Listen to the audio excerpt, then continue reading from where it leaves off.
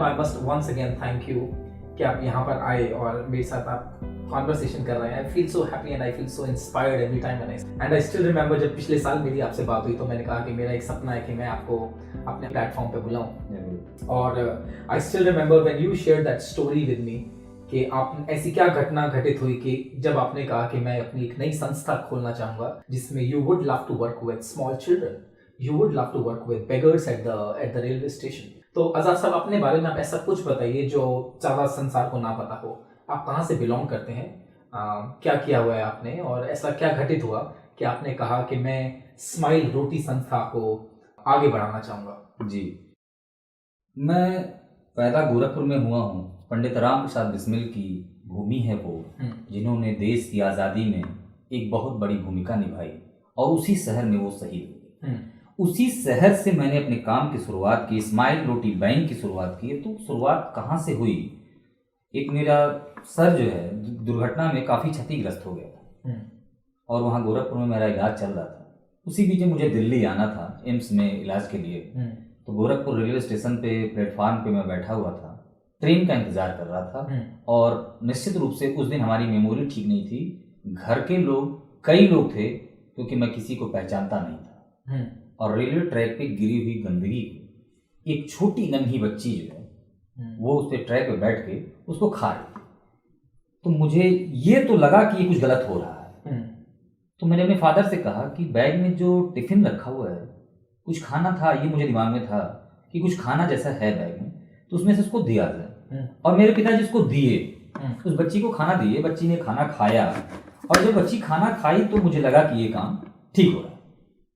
सब कुछ तो ठीक रहा, लेकिन वो बच्ची मेरे दिमाग से नहीं उतर पाई दिल्ली आने और दिल्ली से फिर गोरखपुर जाने।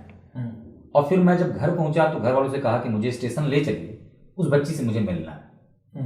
तो आपको ये मेमोरी आपके दिमाग बस इतनी दिमाग में थी कि एक बच्ची को मैंने देखा है, वो गंदगी खा रही थी, जो नहीं खाना था वो खा रही थी। अब घर वालों का ये रूटीन हो गया कि रोज शाम को मुझे लेके रेलवे स्टेशन गोरखपुर जाते थे, 2 घंटा मुझे वहां घुमाते थे और मैं उस लड़की को तलाश रहा था। और ये सिस्टम हो गया क्योंकि घर वालों को भी कहीं ना कहीं बाहर थोड़ा घुमाना था, क्योंकि धीरे धीरे ही मैं सही हो रहा था यार, इलाज मेरा जो कुछ था वो सही चल पा रहा था, या मूवमेंट आ रहे थे। उस लड़की को खोजने के चक्कर में खैर लड़की तो नहीं मिली, लेकिन उसकी तलाश में एक बड़ा मूवमेंट मिल गया स्माइल रोटी बैंक के। और आजाद साहब तब आपकी उम्र कितनी रही होगी? अब 2006 में ये 20 से 21 साल की उम्र थी मेरी। और मैं गोरखपुर विश्वविद्यालय का छात्र था, यूनिवर्सिटी में पढ़ता था और दुर्घटना के बाद से पढ़ने लायक शायद नहीं रह पाया, या क्या, या प्रकृति को मंजूर नहीं था, या फिर मुझे इधर जाना था। तो आप ये जो smile bank, smile Roti bank जो आप चलाते हैं, जो ये संस्था चलाते हैं, 2006 से चलाते हैं? 2006 में स्टार्टअप किया। और मतलब आपने कहा कि 2006 में आपको वो बच्ची तो नहीं मिली, बच्ची नहीं, पर एक जिंदगी का मकसद मिल गया। तो आपने इसका जो नाम डाला हुआ, आपने स्माइल रोटी बैंक डाला हुआ है जी। तो इसके अंदर 3 अलग अलग वर्ड्स आते हैं, शब्द आते हैं, स्माइल रोटी बैंक। तो ऐसा क्या हुआ कि आपने कहा कि इसको मैं स्माइल भी कहूंगा, रोटी भी कहूंगा और बैंक भी कहूंगा? एक्चुअली देखिए है क्या, स्माइल इसलिए है कि वो बच्चे जिनके चेहरे पे परमानेंट सिकन है, किसी तरह की खुशी, आनंद, स्माइल नहीं है, तो उन बच्चों के चेहरे पे स्माइल लाने के लिए एक प्रयास है। और रोटी वो जरिया है जिससे वो बच्चे हमारे तक आ पाए, क्योंकि उन बच्चों को ड्रग्स, उन बच्चों को सब कुछ जो बचपन में जरूरत नहीं है वो सब उपलब्ध है सिवाय रोटी के और एक स्माइल के। हाँ, एक स्माइल के। तो रोटी को जरिया बनाया कि वो बच्चे हमारे पास तक आ पाए और हमारे उनके बीच में कनेक्टिविटी बने। फिर आता है बैंक। बैंक वो जगह है, बैंक वो संसाधन है जहां आप समाज रोटी के एकत्रण के लिए, रोटी की व्यवस्था के लिए मदद करेगा। वो बैंक, वो लोग, वही बैंक है जिससे हम उन बच्चों के चेहरे पे स्माइल ला पाए। तो ये है Smile Roti Bank. Thank you so much Azad साहब। जब भी मैं अपने दोस्तों से मिलता हूँ, अपने दोस्तों से और अपने मित्रों से बात करता हूँ, तो मैं उनसे पूछता हूँ कि अगर आपको ऐसी चॉइस दी जाए तो आप क्या काम करना चाहेंगे? और वो कहते हैं यार मेरे पास ना टाइम नहीं है, मेरे पास रिसोर्सेज नहीं है, मेरे पास पैसे नहीं है। और एक आप हैं जो आप कह रहे हैं कि 2006 में आपको जिंदगी का मकसद मिल गया। सो मेरे को, और आपने एक और मेरे को स्टोरी सुनाई थी जब लास्ट टाइम हम मिले, and that touched my heart, कि जब आपने कहा कि आप बेगर्स के साथ भी काम करते हैं, आप उन लोगों के साथ भी काम करते हैं जिनकी मानसिक संतुलन जो खो बैठते हैं, राइट, और आप उन लोगों के साथ भी काम करते हैं बच्चों को छोड़कर, जो जिनके लिए आप उनको नहलाते हैं, उनको शेव करते हैं। और आपने बहुत ही अच्छी मेरे को, जो आपने मेरे को अपना एक स्टोरी सुनाई थी, उसमें कहा था कि कई बार ऐसा होता है कि एक इंसान अपनी बीवी से लड़कर, अपने घर से लड़कर रेलवे स्टेशन पे आ जाता है और वो पूरी जिंदगी के लिए वहीं पे रह जाता है। तो अगर आप एक बार वो दोबारा से बताएं। उस घटना के पहले मैं फिर से आपको जोड़ना चाहूंगा कि अभी आपने कहा कि आपके बहुत सारे साथी कहते हैं संसाधन नहीं है, ये चीजें नहीं है, वो व्यवस्था नहीं है, तो पहले उनके लिए एक मैसेज मैं देना चाहूंगा 2 लाइन में। तराजू तौल के देखो कि पलड़ा किसका भारी है, तराजू तौल के देखो कि पलड़ा किसका भारी है, उन्हें झंकार प्यारी है, हमें ललकार प्यारी। अरे बाबा, तो जिन्हें ललकार प्यारी है वही कुछ कर पा रहे हैं, वही उन तक पहुंच पा रहे हैं। और जो आप कह रहे हो झंकार, तो मतलब पैसों की झंकार। जी, उन्हें इस तथाकथित चकाचौंध जिसमें वो व्यस्त हैं, वो कहते हैं मुझे रोक रहा है, वो तमाम सारी अड़चने हैं, तो वो अड़चने नहीं हैं, वो शायद उनका भ्रम है या उनका उलझपन है जिसमें उलझे हुए हैं। आजाद साहब, आई ऑफन टेल पीपल कि हमारी जिंदगी ना हमें कुछ इन किस्सों से जब वो मिलाती है तो हमें वो कुछ कहना चाहती है। जरूर। The point is, am I listening? क्या मैं सुन रहा हूँ उसको? क्योंकि हम जितने डिफरेंट तरीके के लोगों से मिलते हैं अपनी जिंदगी में, वो हमें अपने एक मकसद की तरफ ले जाते हैं। जरूर जरूर। तो आपको जैसे कहा कि वो बच्ची तो नहीं मिली, पर वो मेरे को मकसद मिल गया, और मेरा मानना है कि आपसे मिलना ये मेरे को मेरे मकसद की तरफ लेके जा रहा है। So thank you so much. Yeah coming back to the story that you were sharing, इस तरह की जो घटनाएं हैं, मैं आपको एक बार बताना चाहूंगा कि ये जो मानसिक विक्षिप्त हैं, ये भारतीय भाषा में जो पागल हैं, उनकी स्टोरी कुछ अलग तरह से मैं समझाना चाहूंगा, क्योंकि मैं उनके बीच में जी रहा हूं, उनको जी रहा हूं, उनको महसूस कर रहा हूं हर दिन। अब आपको बताना मैं चाहूंगा कि ये पूरा बिहार, उत्तराखंड, मध्य प्रदेश, पूरा एनसीआर, इसके बीच में जो भी आपको पागल जैसे दिखाई देते हैं, मानसिक विक्षिप्त दिखाई देते हैं, वो पागल नहीं है। सिंगल बॉडी हमसे मिली नहीं आज तक इस चैन में जो पूरी तरह से पागल हो, जो मेडिकली पागल हो। Yes, okay. ये सब क्या है, सामाजिक जुड़ाव जो है ना, वो कट हो गया इनका। होता क्या है, बहुत छोटी सी बात में इनके मन को ठेस पहुंचती है और ये घर समाज से विरक्त हो जाते हैं, जो इमोशनली जो इम्बैलेंस। यस, ये पहुंचते हैं कहां, जहां भोजन, रहना सब सुलभ हो, वो है रेलवे स्टेशन। क्योंकि रेलवे स्टेशन एक ऐसी जगह है जहां हर व्यक्ति नया है। एक मोहल्ले में भीख मांगना इसलिए कठिन है क्योंकि आप रोज वहां भीख मांगने जाएंगे तो वहां लोग जो है 4 दिन 6 दिन फिर आप बोर हो जाएंगे आपसे। और स्टेशन पे हर आदमी नया है, वहां खाना पीना, चकाचौंध, सोना सब सुलभ है, अवेलेबल है, सब कुछ सामाजिक और असामाजिक दोनों रूपों में। तो ऐसे लोग जो है स्टेशनों की तरफ ही जाते हैं, क्योंकि जब वो भागेंगे तो ट्रेन ही पकड़ेंगे। जब घर से चलता आदमी तो पैसा होता नहीं है और सेंस भी उसका खत्म हो चुका होता है, तो बस में नहीं बैठेगा क्योंकि वहां टिकट। भारतीय रेल उनको पहुंचा देती है उनके सबसे दुखद पड़ाव पर। वहां पहुंचने के बाद होता क्या है कि वो नहाते नहीं है, खाते नहीं है, वो धीरे धीरे धीरे धीरे सामाजिक रूप से समाप्त हो जाते हैं, वो मर जाते हैं। सामाजिकता उनके अंदर रहनी जाती है। और ऐसे लोगों से जो भारतीय समाज के जो लोग हैं वो बहुत दूरी बना के रखना चाहते हैं, तो जो उनकी एक्सेप्टेबिलिटी है वो कम हो जाती है। जी, ओके। लोग उनसे मिलेंगे नहीं, बातचीत नहीं करेंगे, पूरी तरह से कनेक्टिविटी खत्म। फिर बिना चिप बिना सिम का मोबाइल फोन है वो, ऐसे समझिए डिजिटल इंडिया की तरह से। जी हाँ। जिसके अंदर चिप नहीं है, सिम नहीं है, वो फोन जिस काम का है ना, उसी काम का वो व्यक्ति हो जाएगा, जिससे सामाजिक जुड़ाव खत्म हो जाएगा। सामाजिक जुड़ाव ही उसके अंदर का सिम कार्ड है। फिर वो आदमी धीरे धीरे गंदा हो जाता है, बदबू करने लगता है और धीरे धीरे सड़ने लगता है, और वो डिस्टेंस बढ़ता जाता है। यस, ऐसी घटना जो है तमाम सारी घटनाएं हैं, मैं एक घटना का जिक्र करूंगा जी कि एक पति पत्नी में केवल इसलिए विवाद होता है घर में कि पत्नी को चावल पसंद है, पति को रोटी पसंद है। पति घर आता है और बातचीत करता है अपनी पत्नी से जी कि आज हमको चावल नहीं खाना भाई, आज रोटी खाना, आज रोटी खानी है, आज वैसे हम चावल ही बनाए हैं। आज इस बात पे विवाद करेंगे हम। ना तो अब खैर ये सुन ही रहा होगा, लेकिन ऐसा हो गया कि काफी हॉट टॉक हो गई और कुछ इसके अंतर मन को ऐसी चोट लगी कि फिर अपनी पत्नी, माँ, बाप, घर जैसी सुरम्य स्थान जी उसको छोड़ देना ज्यादा उचित लगा और वो पहुंच गया रेलवे स्टेशन, जहां सबसे ज्यादा भीड़ होने के बावजूद वो आदमी अकेला हो गया और वो अकेलापन जो है उसे धीरे धीरे धीरे धीरे मनुष्यता से पशुता की तरफ ले जा रहा है, जो उसके अंदर का जो अकेलापन है। जी। फिर वो पूरी तरह से विक्षिप्त हो जाता है और उससे 2-3 साल बाद स्माइल मूवमेंट का एक आदमी जाता है उससे मिलने, उसको खाना खिलाता है, चला आता है। लगातार 15-20 दिन उसको खाना खिलाने के बाद जब उससे थोड़ी सी दोस्ती बढ़ती है तब वो जाके एक दिन बोलता है, तब उससे बातचीत हम बढ़ाते हैं। किसी तरह की स्माइल उसके चेहरे पर नहीं है, केवल रेडियो की तरह वो बोल रहा है, केवल मूवमेंट है उसके ओठों में, कुछ बातचीत निकल रही है और उसको हम लोग पढ़ना शुरू करते हैं। धीरे धीरे धीरे धीरे जब 15 से 20 दिन बीतते हैं तब उसके अंदर का दर्द निकल के आता है कि आखिर वो क्यों हमारे जैसे आदमी से वो उस तरह का व्यक्ति बन गया। सो सिर्फ आप कह रहे हैं कि 15 दिन हम उनके पास रोज जाते हैं, उनसे बात करते हैं, and that is where a heart to heart conversation plays such a vital role. ये जरूरी है, अगर ऐसा नहीं होगा तो फिर वो क्यों बोलेगा, क्यों अपने अंदर का पेन बताएगा, किससे बताए, और बताएगा नहीं तो समस्या का समाधान नहीं।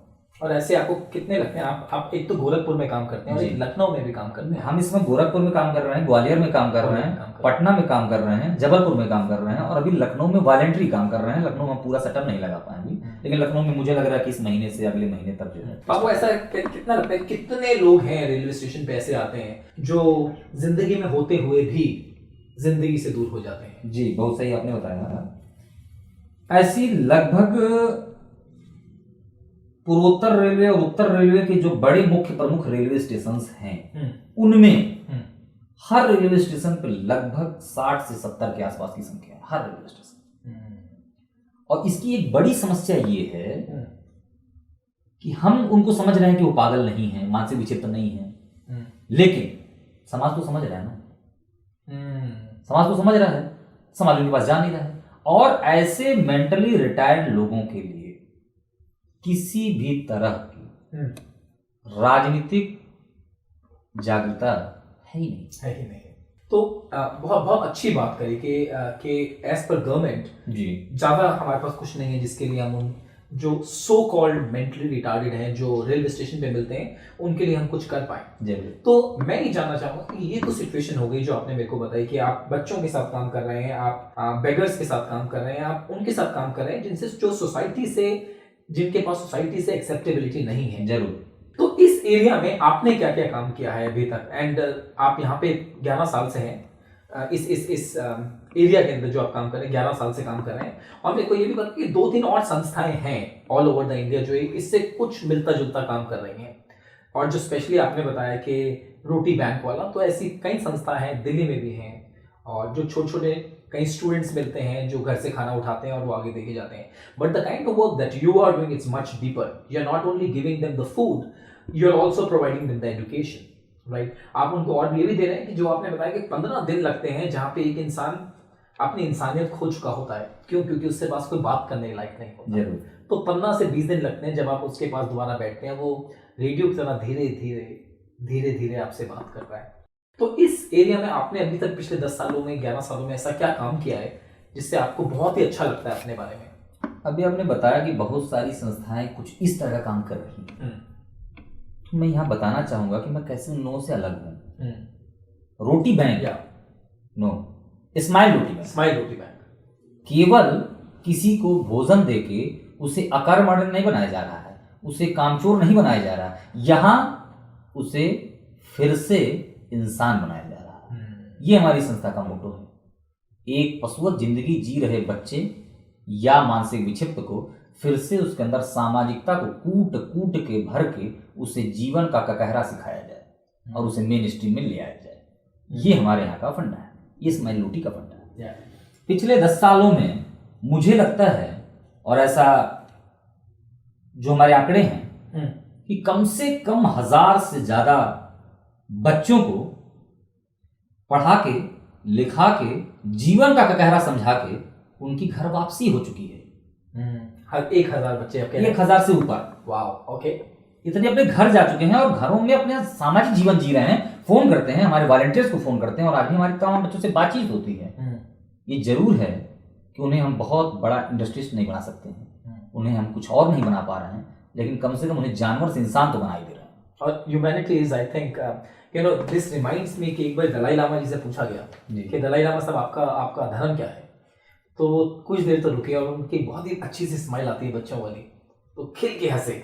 उन्होंने कहा, ना ही मैं सिख हूँ, ना ही मैं मुसलमान हूँ, ना ही मैं हिंदू हूँ, तो मेरा जो धर्म है वो ह्यूमैनिटी है। और आई थिंक आज़ाद साहब जो आप कर रहे हैं वो ह्यूमैनिटी को उन लोगों के पास वापस भेज रहे हैं। खाना देना इज़ वन थिंग, बहुत सारे एनजीओ, बहुत सारी संस्थाएं वो काम कर रही हैं, पर आई थिंक जो आपने कहा कि आप 15 दिन उनके साथ बैठते हैं, उनको अपने बारे में बताते हैं कि वो भी ऐसे इंसान है जैसे हम इंसान हैं। जी जी। सो इसमें आप, और टेल मी मोर, कि आप स्पेसिफिकली क्या कर रहे हैं। जैसे आपने कहा कि 1000+ स्टूडेंट बच्चों के साथ आपने काम किया और बहुत सारे बेगर्स के साथ भी काम किया, और आपके हर चौथे 5वें दिन, हर दूसरे दिन जब मैं गोरखपुर में होता हूँ तो आपके बारे में कुछ ना कुछ किसी न किसी न्यूज़पेपर में लिखा जाता है। तो आप बताइए, आप स्पेसिफिकली क्या काम कर रहे हैं बच्चों के लिए? तो ये मैंने बताया अभी आपको। और जो ये मानसिक विक्षिप्त हैं, इसमें 2 तरह के चरण। एक, जो बेगर्स हैं, जो चाइल्ड ट्रैफिकर्स हैं या चाइल्ड बेगिंग में हैं, वो धीरे धीरे जब बड़े होते हैं तो ड्रग्स तो डे फर्स्ट से लेना शुरू करते हैं जी। वो भी मेंटली रिटायर होते हैं और वो ज़्यादा प्रॉब्लम क्रिएट करते हैं जब उस स्टेज तक पहुंचते हैं जी, क्योंकि वो बहुत ज़्यादा ड्रग्स ले चुके, अपनी वजन से ज़्यादा वो ड्रग्स हर 2 साल में ले लेते हैं। और तमाम तरह के हर शहर के अलग अलग ट्रेंड हैं ड्रग्स के। जी, जैसे अभी एनसीआर में बूट पॉलिश और ब्रेड, अभी आप उत्तर प्रदेश की राजधानी लखनऊ में पहुंचिए तो वहाँ जो है इंसुलिन के इंजेक्शन, अच्छा, आयोडेक्स और ब्रेड। इसी तरह जब आप एमपी में पहुंच जाएंगे, भोपाल पहुंचिए जहाँ पे बेगर्स बहुत कम दिखाई देते हैं, उस शहर में सुलेसन, व्हाइटनर, इस तरह के अलग अलग शहर के अलग अलग ट्रेंड हैं जहाँ जो दे पा रहे हैं। तो जब वो भी वहां पहुंचते हैं तो उनके साथ थोड़ी हम लोग को ज्यादा काम करना पड़ता है, ज्यादा ताकत लगानी पड़ती है, ज्यादा और उनके साथ टाइम स्पेंड करना पड़ता है। हो सकता है कई बार ऐसा होता है कि उनके साथ हम लोग स्टेशन पे रात में सोना पड़ता है जी। तब उनको लगता है नहीं, कोई अपना आदमी है, कोई अपना है, कोई अपना है। फिर अपनी बातचीत हमसे शुरू करेंगे, फिर उनके पेन को हम समझेंगे, फिर हमारी बातचीत को समझते हैं। आखिरी पॉइंट तक हम उनको ये बताना नहीं चाहते हैं और ना तो उनको ये समझाना चाहते हैं कि हम आपको घर भेजना चाहते हैं। ये मुद्दा हमारा हिडन होता है, क्योंकि ये मुद्दा जैसे आप बताएंगे वो आपसे भागना शुरू कर देंगे। इतने वो अंदर से टूट चुके होते हैं अपने घर को लेकर, जो उन्होंने देखा होता है कि क्या चल रहा है उनकी समाज को लेकर। तो ऐसे भी मुझे लगता है कि कम से कम 600 से 700 एडल्ट लोगों को, जिनके 1-1 फुट के बाल पूरी तरह से उलझे हुए बरगद की जटाओं की तरह, उसमें कीड़े पड़े हुए, ऐसे 600-700 लोगों को पूरी तरह से इंसान बना के बढ़िया कपड़ों में, क्योंकि घर वाले उनको ना पहचान पाए, इस तरह से उनको एकदम फ्रेश करके और लगभग 200-300 को घर भेजा गया है। और लोगों को हम पहुंचाने में असमर्थ हैं, लेकिन उनको इंसानियत वाली जिंदगी दे दी है। इनको लगातार हम फॉलो कर रहे हैं। जैसे ही फिर वो महीना बीतता है, फिर हम उनके पास पहुंच जाते हैं, फिर उनको नया गेटअप, तो आप उनको नहलाते हैं, उनके शेव करते हैं, उनके बाल आप खुद बनाते हैं। और जो आजकल के माल कल्चर वाले, जो अभी उत्तर प्रदेश की भाषा में कहा जाए तो हजाम, और अभी तो तमाम तरह के कटिंग हेयर स्टाइल वाले आ गए हैं सैलून्स में। तो जो हेयर कटर्स हैं वो जब जाते हैं उनके पास, अरे भैया तो बदबू कर रहा है, छुएगा नहीं उनको। तो मैं अपनी दाढ़ी आज तक नहीं बना पाया, लेकिन उनकी दाढ़ी और उनके बाल बनाने के लिए मैंने शुरुआत की। और मुझे लगता है कि 700-800 लोगों के बाल अकेले मैंने बनाए हैं और उनको पूरी तरह से इंसान बनाए, उनको नवाना, उनके अंदर के कीड़े निकालना। अस्पतालों में कीड़े नहीं निकालते हैं लोग। एक बूढ़ी माँ को, एक घटना है जिसमें हमारे सोशल मीडिया पे आपको मिल जाएगा थोड़ा पीछे जाने पे। एक बूढ़ी माँ को उसका पैर सड़ जाता है, कहीं कील लगी होती है तो उसमें घाव हो जाता है, घाव धीरे धीरे सड़ जाते हैं, कीड़े पड़ जाते हैं। उसका बेटा गोरखपुर रेलवे स्टेशन पे लाता है और उसको ट्रेन से उतार के वो भाग जाता है। और हम लोग स्टेशन पर डेली फॉलो करते हैं तो वो हमसे मिलती है वहाँ, और जब अपना दुखड़ा रोती है तो बड़ा हम लोग को पेन होता है। गोरखपुर की मीडिया ने इस मुद्दे को बहुत लाइटली लिया, बहुत धूम धड़ाका मचाया देश भर में, लेकिन कुछ हो नहीं पाया। और उसको गोरखपुर जिला अस्पताल में हम लोग ले जाकर एडमिट कराए, और वहाँ की सबसे महत्वाकांक्षी जो योजना है सरकार की 108 नंबर एम्बुलेंस, वो भी नहीं आ पाई और उसको रिक्शे से ले जाना पड़ा। हॉस्पिटल में जाने के बाद कोई उसको छू नहीं रहा है कि उसके अंदर कीड़े पड़े हैं, बदबू आ रहा है। और फिर हॉस्पिटल में ग्लव्स लेके हम लोगों ने उसके एक एक कीड़े को बीन के निकाला उसके शरीर से, और उसमें खुद डिटॉल डालना, फिनाइल डालना और इस तरह के केमिकल्स डालना, जिससे वो जो है सारे तारपीन के तेल, कीड़ा डालने में सबसे ज़्यादा उपयोगी तारपीन का तेल होता है, तो तारपीन का तेल डालना जिससे कीड़े मर जाएं। फिर उस मरे हुए कीड़ों को निकालना, लगातार 2-3 दिन हॉस्पिटल में रहना। हॉस्पिटल का कोई आदमी छू नहीं रहा है उसको, क्योंकि इनकी जो है, हमारी जो सरकारों की व्यवस्था है, ये नौकरी देते समय सब कुछ तो करते हैं, सब कुछ करते हैं, लेकिन इनकी काउंसलिंग नहीं करते हैं लोगों की। ये नहीं देखते हैं कोई इंसानियत है या नहीं। हमें लगता है कि जो मेडिकल में जो लोग नौकरी करें उनके लिए वर्कशॉप की आयोजन कराए जाए, उनके लिए सेमिनार होने चाहिए, उनकी काउंसलिंग हो कि नहीं केवल पैसे के लिए नौकरी नहीं दी जा रही है, आपको नौकरी से दी जा रही है कि एक आदमी सीमा पे बर्फ में 4 दिन दबा रहता है, उसको हनुमान पत्थर कहते बोलते हैं, ऐसे सैनिकों की तरह आप भी सैनिक हैं। वो फीलिंग आनी चाहिए जो मेडिकल फील्ड में लोग काम कर रहे हैं, और वो नहीं आएगी तो फिर देश तो जैसा है वैसा ही है। आजाद साहब, इसमें मेरा मानना है कि बहुत सारे रिसोर्सेज चाहिए होते हैं। जरूर। और जब आप 20 साल की उम्र में आपने कहा कि मेरे को बच्चे तो नहीं बल्कि जिंदगी का मकसद मिल गया, और ये जो जर्नी आपने तय करी है अभी तक 11 साल की, उसमें रिसोर्सेज तो नहीं होंगे आपके पास, राइट? तो उसमें आपने कैसे how do you manage all this resources and क्या? देखिए, आपने कहा कि रिसोर्सेज की बहुत ज़रूरत है, इसको दूसरी भाषा में देखा जाए तो बहुत बड़ी समस्या है। तो हम अपनी भाषा में बताना चाहेंगे आपको कि लहरों पे चलना हमने सीखा और तूफानों से लड़ना हमने सीखा। ये छोटी मोटी समस्याएं हमारा क्या बिगाड़ेंगी जब हमने अंगारों पे ही है चलना सीखा, जब हमने अंगारों पे ही है चलना सीखा।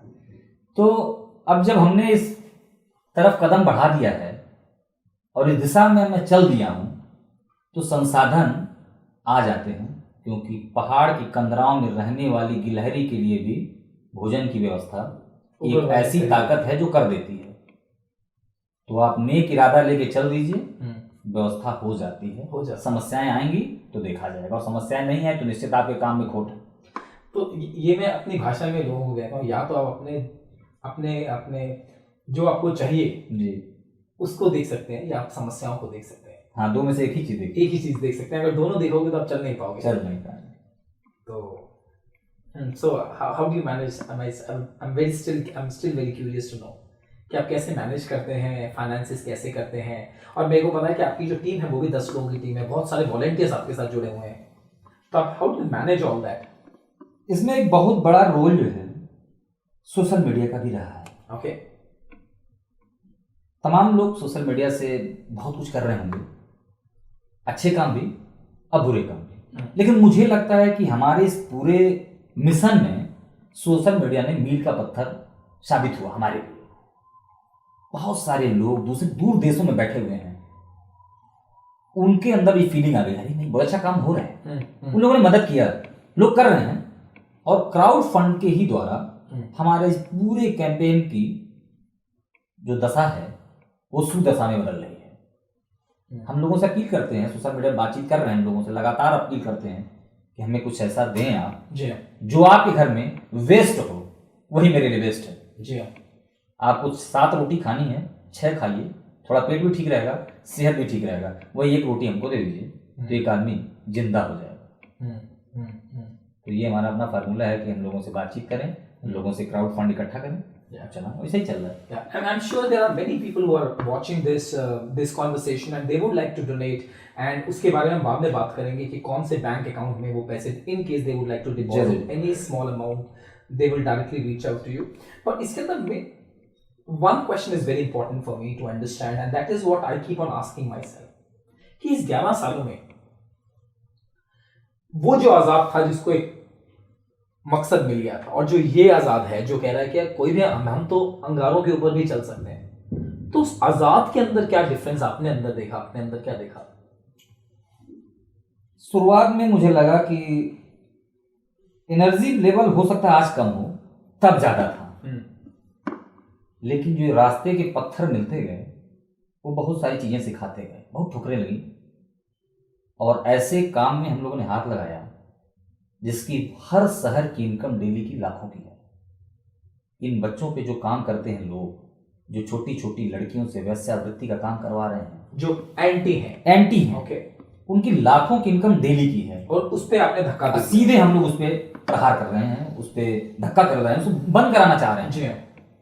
अब जैसे गोरखपुर का एक उदाहरण मैं बताता हूँ आपको कि हमारी क्लास, इन बच्चों की मैं क्लास लगा रहा हूँ, तो बच्चों को पढ़ाते हैं, और जब रेलवे स्टेशन पे क्लास लगती है तो उस टाइम लगती है जब पूर्वोत्तर रेलवे की सबसे सुपर ट्रेनें, गोरखधाम, सप्तक्रांति, संपर्क क्रांति, जननायक, जनसेवा सहित सबसे सुपर स्टार जो ट्रेनें हैं उनकी टाइम 3 से 6 के बीच में है, और हमारे क्लास की टाइम 3 से 6 के बीच में, ताकि आप वहां पे प्रेजेंट रहें, ताकि कोई भी एंटीबॉडी उन पे काम ना कर पाए। ओके, ये बच्चे उस ट्रेन में ना पहुंच पाए, भीख ना मांग पाए, कूड़ा ना उठा पाए, ये हमारे पास रहेंगे तो वहां जा नहीं पाएंगे। तो हमारा सीधे इनसे बहुत बड़ा विवाद है इस मुद्दे को लेके, और इसका तमाम सारा हम लोगों को झेलना पड़ता है, समस्याएं झेलनी पड़ती हैं। अब उसको मुझे लगता है कि ना कहा जाए तो ज्यादा बेहतर है। हो सकता है किसी को काम करना हो, उसका मन छोटा हो जाए, उसका मोरल डाउन हो जाए, तो मुझे ये सब चीजों पे बात, उन लोग समाज को नहीं, समाज समझे कि अच्छा काम हो रहा है और लोग अच्छे काम में आए, अच्छा काम करें, समस्याएं आएंगी। जी हाँ।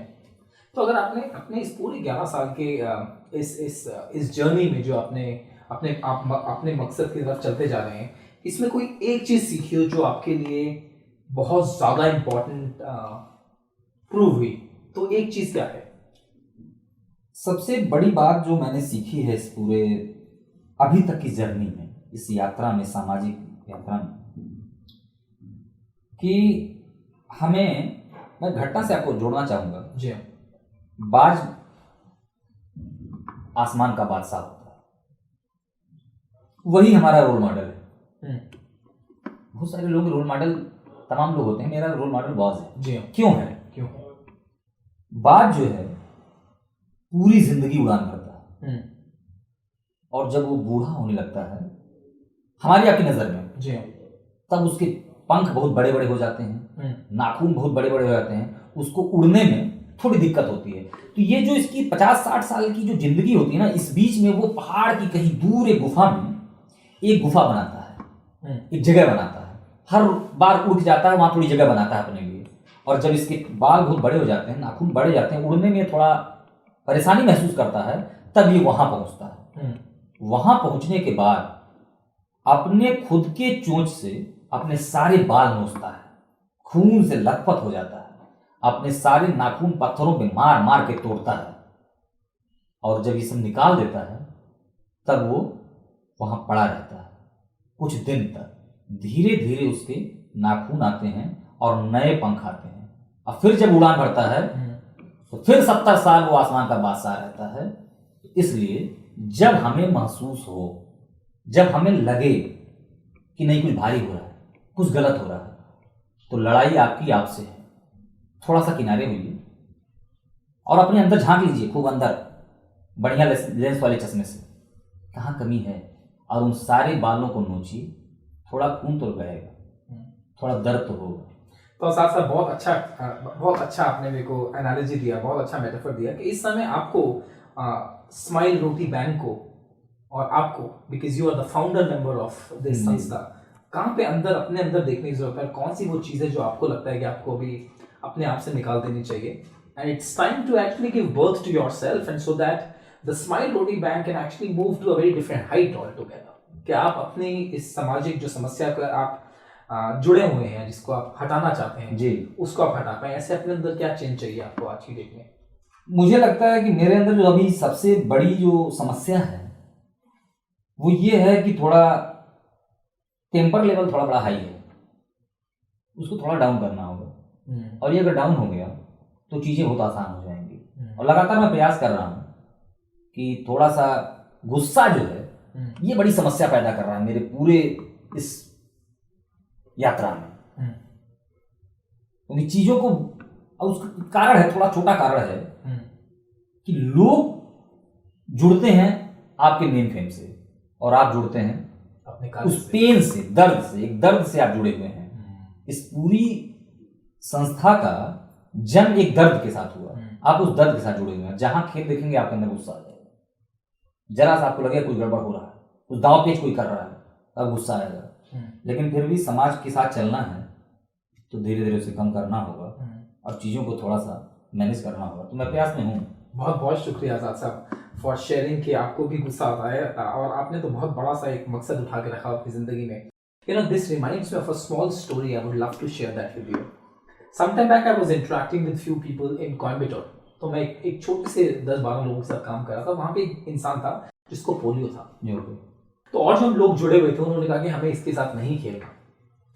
तो मेरे को बहुत अजीब लगा कि मैंने कहा सब ऐसा क्यों कह रहे हो कि क्यों नहीं खेलना। तो कहते सर आपको लगता है, उनको पता है, आपको पता है कि उसको पोलियो है, वो भाग नहीं पाएगा हमारे साथ, वो खेल नहीं पाएगा हमारे साथ। तो मैं थोड़ी देर रुका, लंबी सी सांस ली, तो मैंने कहा एक काम करते हैं, इस पूरी टीम को 2 टीम में डिवाइड कर देते हैं। तो हमने एक टीम में उनको दे दिया जिनको पोलियो था, और दूसरी टीम में सारे हेल्दी लोग थे।